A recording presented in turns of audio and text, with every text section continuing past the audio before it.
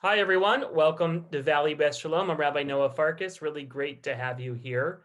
I'm joined with Ty Gregory, who's the Executive Director of the Bay Area San Francisco JCRC, and Julie Zeisler, who's the Executive Director of JPAC. And we're going to have a discussion about the California Ethnic Studies curriculum. As many of you know, there has been several articles written about the California Ethnic Studies curriculum. It has gone through several drafts, and I believe the final vote on it is next month. And I'm joined here by two very close friends and allies in the fight to make sure that the ethnic studies curriculum contains Jewish voices. Ty, it's really great to have you here. Can you maybe talk a little bit about the history of the ethnic studies curriculum? You bet, Rabbi, and thanks again for having us. So listen, there's been a lot of controversy around this, and I think it's important in very factual terms to break down what ethnic studies is. This is a 50-year-old discipline that four key communities have been fighting for all along. The African American community, the Latino community, the Asian Pacific Islander community, and the Native American community. It started as a university level discipline.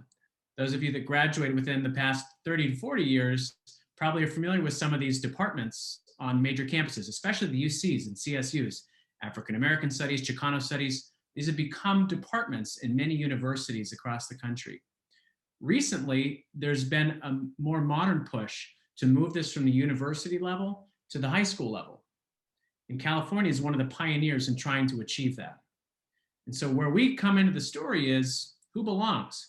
Who belongs in the high school course? We do have Jewish studies departments in many of our schools on college campuses, but for the most part, those Jewish studies departments are not affiliated with the other ethnic studies departments for a variety of reasons we're not getting into because we're focused on the high school curriculum. But the reality is, and when we get into the TikTok of what's happening, basically they expanded it beyond the four core constituencies that founded the movement in a way that excluded us, that delegitimized us and our connection to Israel, and it included anti-Semitic tropes. And that's where we really got involved in this story. Ty, just before I move over to Julie, maybe just speak 10 seconds on what is a JCRC and how do you work with the larger California community? Well, in the world of Jewish alphabet soup, JCRC is the Jewish Community Relations Council. There are JCRCs all across the country. We represent the San Francisco Bay Area, SF, Oakland, Palo Alto, Silicon Valley. That's our neck of the woods. And we're a proud member of JPAC, which Julie leads, which is our statewide umbrella and coalition organization that represents us in Sacramento. Thanks, Ty. So Julie, how did we get here in the immediacy of where we are? And by the way, thanks for being here, of course. And tell us a little bit about the moment that we find ourselves in. Sure. Well, thanks again also for having me on. It's nice to be here with you. So JPAC is the largest statewide coalition of Jewish organizations in the nation, and we advocate on behalf of our members in Sacramento. So we get really involved with legislation. And so what I want to just go over is how we got here from a legislative standpoint. So in the California legislature, Assembly Bill 2016 was introduced in 2016. And it was signed into law, and it directed the Instructional Quality Commission to develop and the State Board of Education to adopt a model curriculum in ethnic studies. And it would also encourage each school district and charter school that maintains a high school and does not offer a ethnic studies curriculum to offer this course and have it based off of this model curriculum. It was approved by the governor, and it set into motion the development of the ESMC, as we call it. So the IQC, which is the Instructional Quality Commission, issued the first draft in July 2019. And when the first draft came out, we noticed, the Jewish community, that there was a lot of derogatory and denigrating language about Jews in Israel that was contained in it.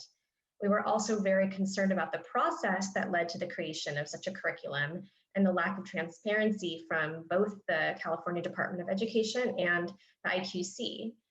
So fortunately for us, many CDE officials, including Dr. Linda Darling-Hammond, who's president of the California State Board of Education, acknowledged that they had an unacceptable first draft and essentially scrapped it because of all of the problems that were in it. And since then, there have been two additional drafts that have come out. I can also talk about AB 331, which was recently vetoed by Governor Newsom, which would have made the teaching of ethnic studies a requirement to graduate high school. It did not pass. It has been reintroduced, but it is not certain to be passed. And by the way, JPAC did not take a formal position on this in support or oppose. But I just want to say what Governor Newsom said in his veto statement. He said that I have been closely monitoring the progress of the development of the K-12 ethnic studies model curriculum. Last year, I expressed concern that the initial draft of the model curriculum was insufficiently balanced and inclusive and needed to be substantially amended. In my opinion, the latest draft, which is currently out for review, still needs revision. In California, we don't tolerate our diversity, we celebrate it. That should be reflected in our high school curriculum. And so where we are now, as far as I understand, is that there is a third draft or so that has had some public comments and has some works on, seems to be a little bit better, I guess, in terms of how it addresses the Jewish community's concerns. What have each of your organizations done to mobilize the Jewish community to make sure that our concerns are addressed? And do you feel like we are making headway and being successful? And either of you can answer first. Way to go. You want to go first, Julie? You go first. You got it. So let me just give you at a very high level the basic contrast between the first curriculum and the third curriculum where it stands. In the first curriculum, there are anti-Semitic rap lyrics that tapped into tropes of Jewish control of the media and Israel as a colonial state. All of that is gone. In the first draft, they were overt references to BDS. In the third draft, all of that is gone. In the first draft, there were 4 core groups, the ones that I talked about earlier, that founded the ethnic studies movement. In the second draft, at the last minute, an unusual announcement, they added in Arab studies, which we're not opposed to. We're just opposed to its manipulation to talk about the conflict in denigrating ways, but not Jewish studies. And so we and other groups that found themselves on the outside in this expanded curriculum fought for our inclusion. So whereas in the first draft, there's not Jewish inclusion at all, in the third draft, there's now 2 Jewish American lesson plans. One focused on Middle East and North African Jews that our partners at Jimena wrote, and we helped edit to make sure it was pedagogically sound and in line with the curriculum. And another one that my colleagues wrote directly that's focused on the broader Jewish American experience in all of our diversity to reclaim our own narrative. Like these other communities of color, we need to make sure that we are defining who we are and not someone else for us, which is at the heart of ethnic studies. We just got to do it in a positive way. So in short, Rabbi, there's been some very important things that we're celebrating in this new draft, but we are very cautious because our detractors are pushing hard and getting tens of thousands of comments and mobilizing outrage that we have been largely successful and are trying to roll back the gains that we've been able to achieve. So we've been fighting through private lobbying meetings, petitioning. We've mobilized tens of thousands of comments within our JPAC coalition to petition during these public comment periods our feedback. And of course, just like this, Rabbi, we need to make sure that our community is educated because this is so, so complex. And this is something that's not going away. And we can talk about sort of the ramifications long-term later. But it's good that everyone's waking up to the importance of this issue. Thanks, Ty. Julie, what's JPAC doing to help mobilize the Jewish community through your various organizations to really pay attention to what's going on? Well, JPAC is a statewide organization, and we have members from San Diego up to Sacramento. JCRC is one of our members. We've done action alerts. We work at the state level to ensure that elected officials and officials at the state Board of Education and the California Department of Education are aware of our concerns and are taking them seriously. We recently published an op-ed, which I know we can talk about a little bit further down, just expressing information. We've done sign-on letters. We've done a lot of work providing information to our member organizations about what is happening and mobilizing them to issue their own public comment when that time period is open. That's great.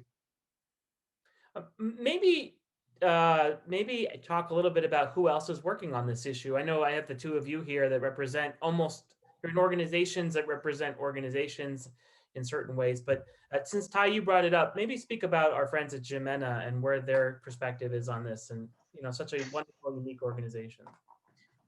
JPAC is amazing, and I've had the pleasure of working them in this role, as well as my previous role running A Wider Bridge, the LGBT or Israel organization. Look, the reality is this is a movement founded by people of color. And the reality is we do need to do some soul searching in our community because Middle Eastern Jews are underrepresented in our American narrative, despite the fact that they're actually the majority of Jewish Israelis, right? And so we think that promoting this narrative is a great way for our neighbors and students to learn about the diversity of our community, but also because this is in recognition that this is founded by people of color, and Jews in the Middle East and North Africa are people of color.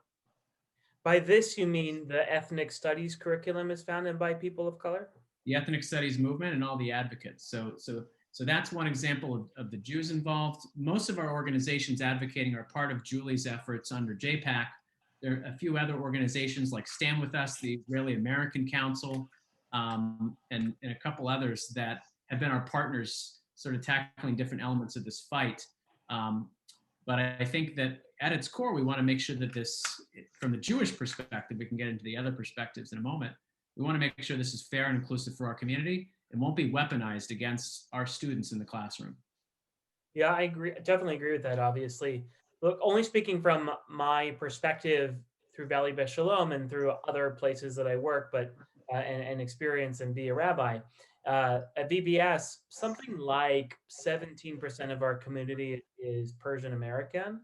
And if you were to add in the Israeli American experience to our community, these are what I'm talking about, members of our synagogue, students, and families in our school, it's closer to about 25 to 30% of our congregation are defined as, I would say, non-Ashkenazi European Jews, even if some of those folks have European or Ashkenazi descent somewhere in their background.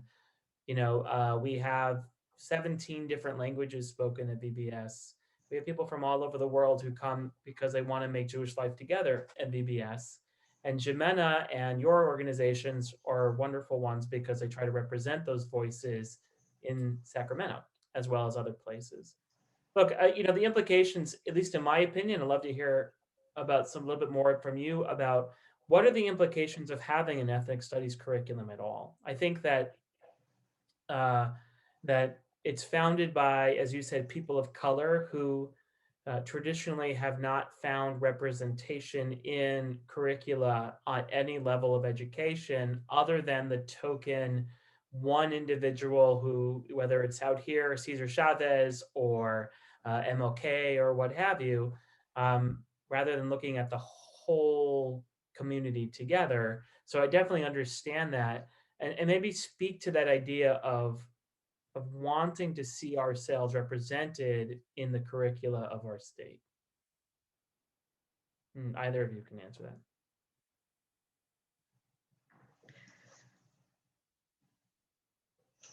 Ty, you want to go? I think you might be me.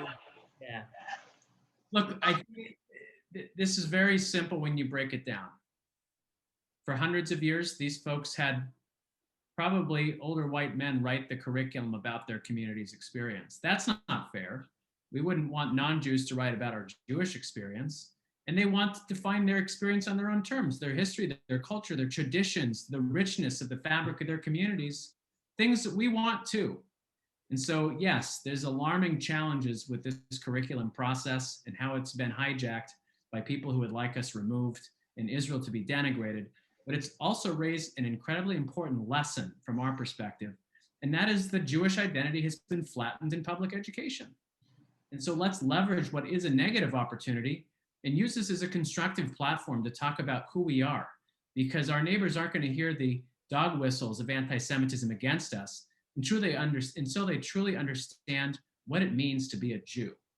And so I think there's a way we can come out of this not just breaking even by removing bad stuff, Rabbi, but there's a way that we can really truly move the ball forward in terms of promoting what we feel Jewish identity is instead of what someone else feels it is.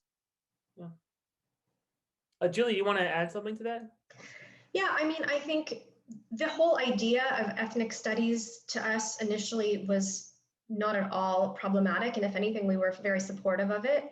But when we saw what was in that curriculum, and when we saw that there was so much in there that was denigrating towards the Jewish community, and that really it made it clear that the authors did not understand who we are and how diverse we are, that's when we really decided to get involved. And so to be clear, we're not opposed to the teaching of ethnic studies, but whatever is taught in our children's schools, it should be building understanding, it should be fostering respect for different ethnic groups, it should not be pitting one group against another. And we want to make sure, I mean, our role is to make sure that whatever version is approved, that it is free of bias against Jews and other groups. Yeah. Speaking of controversies and kind of flattening out the experience, as you know, a little bit of a controversy was stirred up last week when Alana Newhouse, who's the editor-in-chief of Tablet Magazine, allowed for the publication of a piece about the ethnic studies curriculum. And I believe the title of the article was "California is Erasing Jews" or something like that. Pretty bombastic clickbait in certain ways. And then the article felt like it completely ignored the actual experience of the California Jewish community and the conversations we've been having for years on ethnic studies. So would you like to maybe respond, Julie, a little bit about the op-ed and how you, what's JPAC's take on the whole thing? Well, the tablet article has been debunked. It's a shame that it went viral. There were many things in it that were inconsistent or inaccurate. For example, there were excerpts from the first draft of the curriculum that are no longer present. There were false and out of context references in the lesson plans on Jewish Americans. And it referred to one of the lesson plans on Jewish Americans as echoing Nazi propaganda and characterizing Jews as imposters in plain sight. There were so many problems with that article. And there have been a lot of articles written since then that have explained the problems in it, including the one that JPAC recently put out. And I know Ty published an op-ed recently. Stand With Us did as well, and so did Jimena, really trying to explain to the public that much of what was in that article is not true, and that this is a very nuanced issue, and that the Jewish community in California is heavily engaged in it, deeply engaged in it, and trying to make everything right for us. And there are diverse viewpoints in the Jewish community, as you know, and we represent the mainstream Jewish community, represented by federations, JCRCs, the ADL, and many other groups. And where we stand is that the tablet article was inaccurate and unfortunately went viral.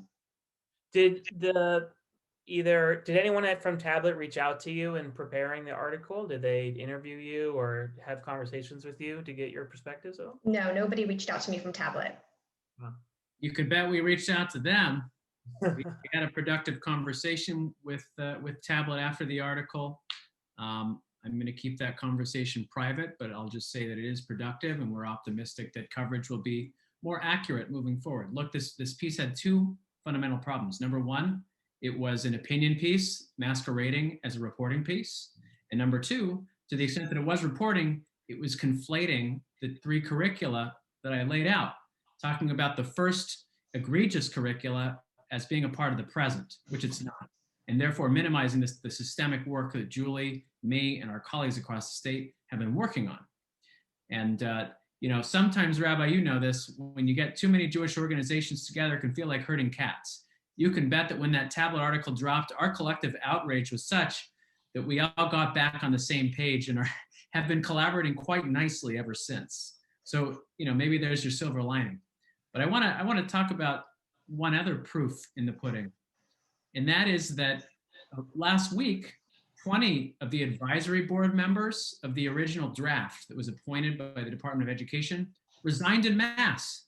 People that advocated for BDS and people that advocated for our exclusion, they all resigned. And they said, remove our name from the acknowledgement sections of this curriculum. We don't recognize it anymore. And And so if the curriculum is still so egregiously bad, why are detractors demanding their names be removed from it? So to me, that's the actions speak louder than words.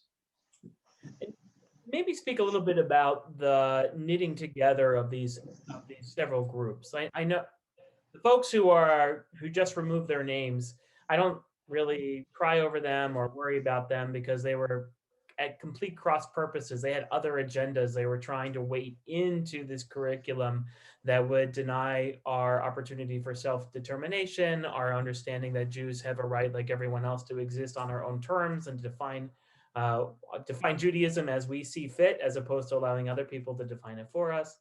But what about the folks who are still involved? What's your relationship like with them? Have you been able to build some bridges through this process? And then maybe speak a little bit also about how the Jewish community is kind of unique in California about its ability to work together and speak with multiple voices, but in many senses, one voice when it comes to Jewish identity. Julie, maybe you want to touch on some of our work with legislators? Sure. I mean, I can, you said a phrase, herding cats, and it has indeed been like herding cats, but I do want to give Ty a shout out because the work that Ty did, the JCRC has done in the Bay Area in getting together a lot of different Jewish organizations and a lot of different voices to work on this has been very remarkable. JPAC does this all the time with our member organizations, which has its own challenges. But for this particular issue, I think it's been very difficult to make sure that everyone is communicating with each other. And we've worked really hard to keep that going over the last 18 months. In terms of communicating with the elected officials, we have great relationships with Tony Thurmond, who's the state superintendent of schools, and we have a very respectful relationship that's very open with him, and also with the governor's office, with the State Board of Education, where they understand our perspective and they respect it. And we are very pleased that we have those relationships. How about on the grassroots? Is there, whether it's the caucus or the African American caucus, other ethnic were a little perturbed when the governor vetoed the previous draft. Are you still in relationship with them? Is this still something that feels like it's constructive and generative, or does it feel like we're in a zero sum between what we think we need for the Jewish community and what they feel like they need for themselves? We have a very close relationship with the Legislative Jewish Caucus. We work really closely with those members. There's about 16 legislators who are in that caucus. And we work very closely with their leadership, which is Assemblymember Jesse Gabriel and Senator Scott Wiener. Previously, it was Senator Ben Allen. So yes, we work very closely with them. We also have really strong relationships with a lot of members of other caucuses. So the Asian Pacific Islander caucuses have members in San Francisco, and as Ty and some of our other member organizations are based in San Francisco, we have very strong relationships with many of those members. Assemblymember Jose Medina, who authored AB 2016, is also a member of the Jewish Caucus, and we've had him come and speak at our meetings many, many times. We have a good relationship with him, and we had a very open line of communication with him about our concerns about the bill. JPAC, however, did not take a position on his bill, and I just want to make that really clear that we left it to the governor to make that determination. Okay. Yeah, I think this has revealed some important strengths and weaknesses that we need to move forward with. Clearly our ability to shape this curriculum suggests that our community is well organized. And a community relations organization like ours, and this is something close to your heart, Rabbi, it's about finding common cause with our neighbors and other marginalized groups who face the same systemic vulnerabilities that the Jewish community does. In light of COVID, we stood side by side with Asian Pacific Islanders who have been scapegoated. We have to find these shared opportunities to come together.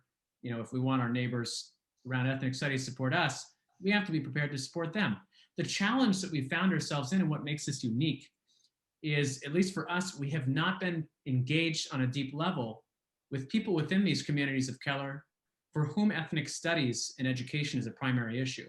You know, we've been very engaged over the summer after the murder of George Floyd in racial justice issues, but most of our relationships with Black leaders that we've taken to Israel and communities of color and their organizations, their primary focus has been racial justice, economic inequity.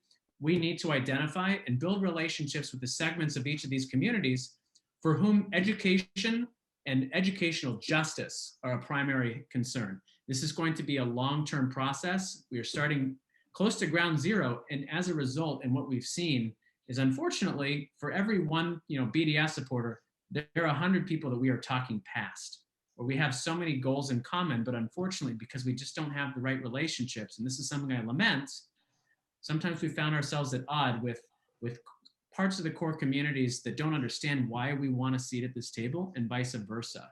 And that's why we're trying to navigate this with such care, why we're trying to use a needle and not a sledgehammer in our advocacy efforts, because we need those relationships to be effective at this long term. Yeah, and I think, oh, sorry. Oh, please go ahead. I was just going to say, we've done a lot of work, and we have to do more work in really educating members of the legislature about why BDS is so damaging. And we continue to do that work. We've been doing it for a long time, but the need continues. As new people are elected and people are termed out, we continue to do that work. I think the other thing is that and Ty just touched on this and reminded me, JPAC has taken positions on legislation that really impacts those communities. We've taken positions on immigration legislation. We've taken positions on anti-poverty legislation. We do a lot of work on hate crimes. And so we do build a lot of alliances with the other ethnic caucuses, because we have many things in common that we want to achieve with them. And so if we can leverage those relationships to explain to them like why these problems in the ethnic studies model curriculum needed to be taken out and needed to be addressed, that's how we will be successful. So bottom line, do you support the current draft of where the ethnic studies curriculum is? And do you see this simply as a draft and you want to keep seeing it evolve, or does you feel like it's a baked product and something that is done and that you support and aren't looking to needle or change anytime soon?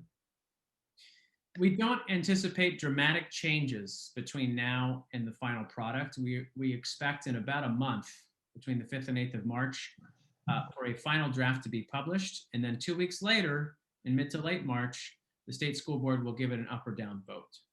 Here are the pragmatic stakes.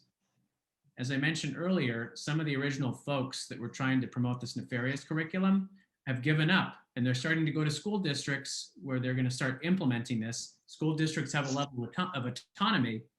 They're going to start going there with the original draft and saying, hey, here's our draft. Here's our pro-BDS offerings.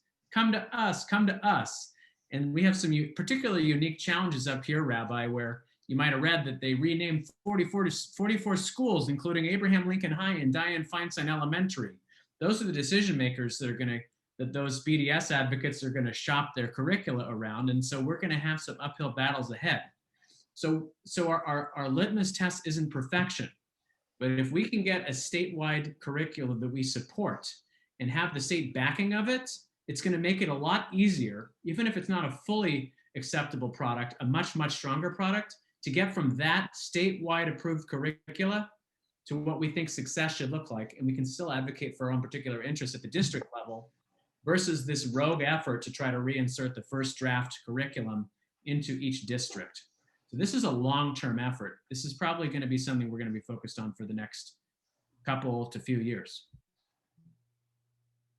Julie, you want to add something? Yeah, I mean, we are overall very pleased with the current state of the curriculum. It is a dramatic improvement from the first draft. I think what I know is that LAUSD here in LA has their own model curriculum that they use for ethnic studies that is actually quite good. So the question is, will they change it? Will they adopt something different? I don't know. But yeah, I think the fight, not the fight, but maybe the fight, the monitoring will continue, and it will probably have to be on a more local level, dealing at the school board level, to ensure that what's, you know, in areas like LA where there's a bigger Jewish community, it may be an easier fight than it might be in other communities where there's a much smaller Jewish community and there's no one monitoring it as closely. So I think it will be a continuous project for us. Well, you can be sure that I'll be paying attention, and my congregants will be paying attention as all this unfolds. I want to thank both of you, both you, Ty, and you, Julie, for joining me today. And to everyone who's out there who is Valley Beth Shalom member, I want to appreciate you for being with us. And if you're not a member, we always welcome your membership, and would love to continue the conversation. I think bottom line for me, this isn't a perfect curriculum, but it is way better than it was a couple of years ago. And as long as we keep our eye on the ball and we keep paying attention and asserting our right as Americans and as an ethnic minority to have our own culture represented in our own studies, we'll make good headway moving forward. Again, Ty, Julie, thank you so much for being with us. Thank you.